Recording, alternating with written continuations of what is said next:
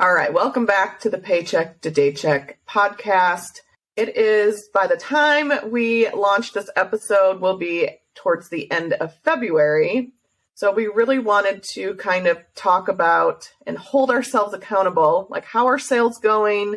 How is business going? How is life going? And just kind of give you an update on how January went and then kind of the first part of February. So I'll start. So sales for us on eBay have been amazing. We are up 25% from last year. I think the biggest thing on eBay for us is our average sale price is up 23% to $42.01, which I think has really helped us have more sales. We're only selling like 1.8% higher units than last year. So we're not selling more, we're just selling higher ticket items. And I think that's been huge. We kind of stopped going out and buying the items that we know we could sell for under $20 and really trying to raise that threshold of items that will sell. And I think that's really contributed to more sales. We've been a lot more selective with what we buy. We just have a tendency, we just get so excited. We're in the thrift store and we're like, ooh, we know that's going to sell. Let's buy this, this, and this. But really we're like, okay, let's recheck some of those items that we've been purchasing that we think will sell. Has the sell-through rate gone down? Do we need to, maybe stop buying those items and look for other things? So I think that's helped. If you've been following the podcast, we have been cross-listing, which has been incredible as well. We've done on Mercari $315 in sales so far this year, and then on Poshmark $907. So by taking all of those eBay listings and putting them on Poshmark and Mercari, we're really increasing there as well. Not only are we just being more selective, finding higher ticket items, Casey and I, yes, it does help that we're a duo. There's two of us. So if you are listening and you are going to be reselling with a spouse or someone else, I definitely encourage to kind of take a step back, figure out what you guys are good at. We realized there's things he likes to do and there's things I like to do. There's things he doesn't like to do and there's things I don't like to do. So why am I doing the things that I don't like or I'm not that good at? Let those be the tasks that he does. We've been a lot more consistent. We've been listing in more blocks. So not just trying to list every single day, but when we do list, just do a big chunk of listing. And I think eBay is going to help us out with that too. They're going to, as of February 15th, if you schedule a listing on eBay, they're not going to charge you to schedule the listing. So I think that's going to help us when we do the big chunks of listing, then we can save them as draft and just kind of go in and schedule them as is. So that way we're consistently listing every single day. I think that will help. So really, I feel like we're doing really good. Our Amazon business is doing well. We're up 38% for Amazon. We added a bunch of new SKUs this year. They seem to be selling well. And really, I have nothing to complain about other than I'm waiting for the weather to get warmer here in Arizona. All right. So I'll tell you guys about my January. This is Ashley. So my January sales were pretty decent on eBay for like the first 2 weeks of the month, maybe like 2.5 weeks. And then they started to slow down pretty rapidly. Even though they started to slow down, my sales were up 17.3% from last January. So I think that's that's good. I want to see progress and it means that I'm making, the right choices to move forward in my business. Poshmark, however, has been completely dead for me. I'm not really sure what's going on there. I've been trying to stay consistent with the listing. I've missed, a handful of days here and there, but I sold, and I hate saying this, I sold 3 items the entire month of January on Poshmark. And it's just mind blowing to me because especially last year around this time, I was selling at least like 3 to 5 items a day on Poshmark. So I think I really need to take a better look at Poshmark and what's going on there and do some research on like bigger sellers, what they're selling, what are they doing. I did hear, some rumors. I actually posted something on Instagram a couple of weeks ago. I saw in their, in the Posh blog that, there was an update and they're not going to allow third-party services anymore, like sharing bots, extensions, cross-listing tools, that kind of thing. They want you to use their tools that they have on Poshmark, which obviously we know it's always been frowned upon. It's always been in their terms of service, but they did release that update in the blog. And now, of course, they have new owners, which, we're all aware of. So who knows? Maybe they'll enforce it. Maybe they won't. Maybe they'll, I don't know, like punish account. Who knows what they're going to do? But that is something that I'm considering as well. Also, kind of, I'll throw this out there. I am tossing the idea back and forth in my head a little bit about, I've heard some people say, like, if you're multitasking, you're not doing anything at 100%. You're not doing anything amazingly. I like the idea of cross-listing, but eBay has always been better for me in terms of the amount of sales, my ROI, consistency, frequency of sales, all of that, versus Poshmark. So maybe it's time for me to stop Poshmark and move everything just to eBay. I don't know. I'm just kind of, toying around with the idea. Poshmark, was where I started and I love it to a certain extent, but it also really gets under my skin sometimes, and trying to figure out, what is going on there. It's just really not like a code that I want to spend time cracking. So we'll see. I haven't made any decisions yet. We'll see what I end up deciding. Okay. So not sure if you can hear the puppy yelping in the background, but he's a puppy. So, just some updates, like he is just about 18 weeks now. He's huge. He's massive. He's eating everything in sight, and he wants our attention 100% of the time. When he was smaller, he wanted attention, but he was also kind of like, I want to go explore. I want to do this on my own. I want to, crawl under the table.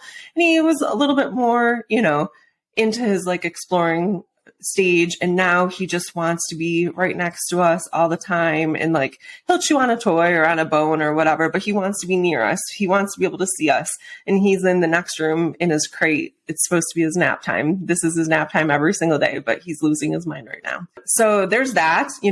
Having him around, it makes it a lot more difficult to get things done. If he doesn't take his nap, then I can't really go upstairs. I can't leave him alone downstairs. He's not to be trusted yet. He'll, chew up my plants, chew up the carpet, chew up the couch. He just can't be alone. Get into inventory. Yeah, exactly. He'll chew up everything if given the opportunity to. So, all my stuff is upstairs, all my photo setup, that whole thing is upstairs. So I'm, unless he's taking a nap, I can't really do that. But that is also the only time that I have to get everything else done too. So just trying to find like a good balance of when I can get stuff done. And of course, I'm getting old, man. Like I'm on the wrong side of 35 and I'm tired. I'm so tired all the time. So by like 9 o'clock, I'm passed out on the couch. Whereas, when I lived by myself, and, I was single, like, I don't know where all my energy came from. And I thought I was tired then. If you guys are younger than me, just be warned. I'm on the other end of that, where I'm already over the hill. I'm 41. So imagine how you feel when you're 41. It doesn't get better, does it? No, it gets worse. Yeah. So, by 9 o'clock, I'm like passed out on the couch. I'm trying to spend time with Brian, have a conversation with him. He's at work all day. And I'm like, snoring next to him, the poor guy. So anyways, that's what we have going on. I hurt my foot a couple weeks ago. So that's, making it a little bit difficult to like go out and do long sourcing days, like on weekends and stuff. So I'm just trying to really focus on the stuff that I can do, when I can do it, and needle moving activities every day. So I heard this on another, I think it was on another podcast or a reel or something like that someone put out. If I'm the kind of person that gets kind of overwhelmed by the amount of things that I have to get done every day in order for me to feel like it was a productive and successful day. So sometimes I focus on the wrong things first, and then the other things, the more important things, don't end up getting done, and I have to move them to the next day, or they just don't get done at all. So trying to shift my focus to the needle moving activities, the things that are going to move me forward in my business and my relationship with, the dog, the important things, versus like the things that aren't going to make a super big impact. So for an example, something like that would be, sharing other people's items on Poshmark. That for me is not a needle moving activity. That is not something that's going to make me money on Poshmark. If I'm going to share, it's going to be my own items. I would rather do that or send out offers to likers, or send offers on eBay, or list something or relist something that is actually going to help me see progress and make money. So just as an example, I'm also kind of struggling, I'll be really honest with you guys, in not wanting my life to become like a never ending to-do list. I feel like I make lists in the morning. Like this morning I was up at 4:20 thanks to the cats. Come downstairs, make my coffee, I sit at the table, and I, will check my messages on Instagram, Facebook, check my email, and then I start making my plan for the day. So I always make a list, what I need to get done that day, my, needle moving activities as of late. I started to realize this last week sort of that I'm living my life by these to-do lists, and that's what is driving my day, instead of doing the things that I feel called to do or that I want to do or whatever. I feel like I'm much more creative and productive when I'm kind of going by what I feel like led to do, or what my intuition is telling me to do. That's just like, how I am, I guess, as a human. And it's kind of always how I have been. And if I feel like I have to accomplish something, if I have to do a task that I don't really want to do, then I procrastinate on that task and sometimes put it off for way longer than I need to. And it becomes this big thing in my head. And sometimes it never gets done, or sometimes, I'll do it and I'm shocked that it only took me like 10 or 20 minutes to do. And I should have just done it in the first place. Just kind of, working through that and figuring out how I can come up with a good balance between the tasks that need to get done to like keep my business running, keep like the house running, stuff like that, and the stuff that I actually, want to do every single day. Yeah, I think what helped me this year, like not feel that way, because that's how I felt like all of last year. I felt like I could never cross anything off. I was constantly like chasing that list, and then I would feel like that guilt. Oh, I didn't do that today. I didn't do this. And so I really I think what would also help you is if you take a step back and try to take things off the list. Like maybe you just have too much that you're doing. Like what is a necessity that has to get done? And then what can you take off your plate? So then that way you don't feel like you have this long list that's never ending. And, it's a snowball effect from there.